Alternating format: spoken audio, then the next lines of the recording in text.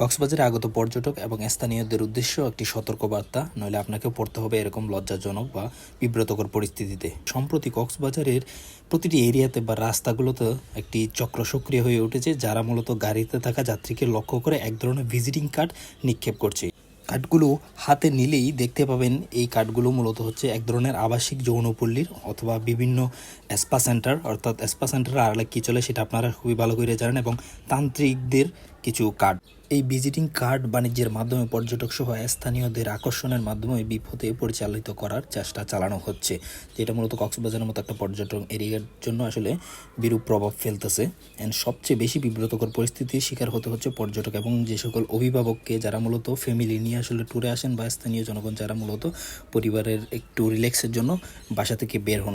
আপনি যখন কক্সবাজারের বিভিন্ন মোড়গুলো, তো গুরুত্বপূর্ণ যে সকল রাস্তার মোড় রয়েছে সেগুলো অতিক্রম করবেন, সেখানে দেখবেন হঠাৎই গাড়িতে